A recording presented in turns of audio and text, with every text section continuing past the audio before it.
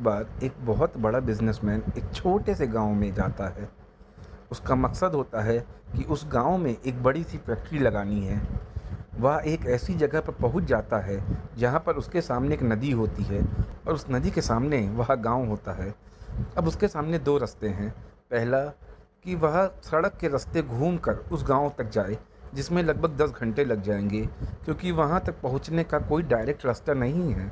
दूसरा रास्ता यह था कि वह एक नाव में बैठकर नदी के रास्ते से उस गांव तक पहुंच जाए, जिसमें केवल 20 मिनट ही लगेंगे। तो अपना टाइम बचाने के लिए उसने एक नाव के जरिए गांव तक पहुंचने का फैसला किया। वह नाव बहुत छोटी सी थी, जिसमें एक तरफ वह आदमी बैठा था जो नाव चला रहा था और दूसरी तरफ यह बिजनेसमैन बैठा था।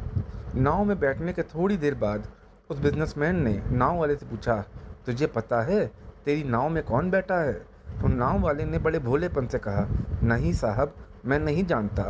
तब बिजनेसमैन ने कहा, अरे तू अखबार नहीं पढ़ता क्या? मेरी फ़ोटो तो हर दूसरे तीसरे दिन अखबार में आती है।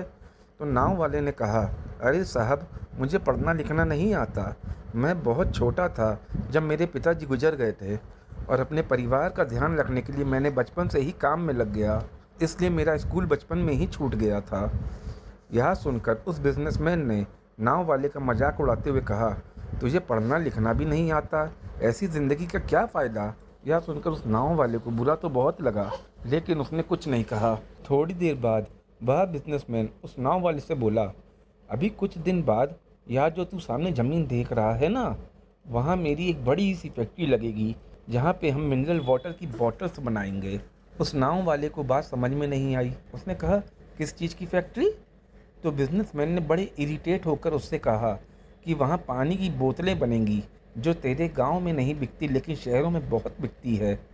तब नाव वाले ने कहा, अरे साहब, मुझे कहाँ पता होगा, मैंने तो कभी इस गांव से बाहर ही नहीं निकला हूँ।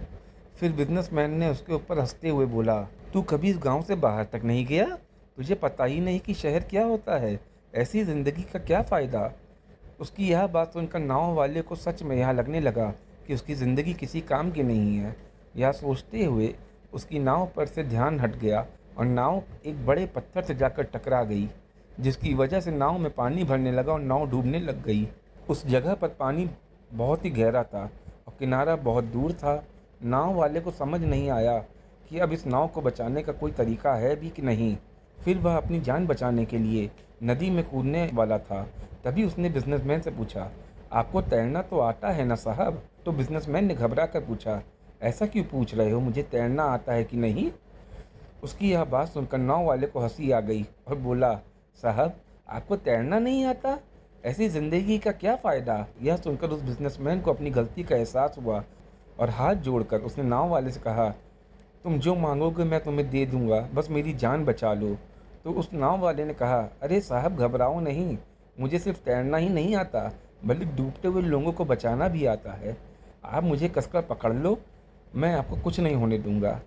फिर उस नाव वाले ने सिर्फ अपनी नहीं बल्कि उस बिजनेसमैन की भी जान बचाई। तो हमें इस कहानी से एक बहुत बड़ी सीख मिलती है कि ज़िंदगी में कभी किसी का मजाक नहीं उड़ाना चाहिए या अपने को किसी से कम नहीं समझना चाहिए, क्योंकि हमें नहीं पता कि कब, कहाँ और कैसे किसकी ज़रूरत पड़ जाए।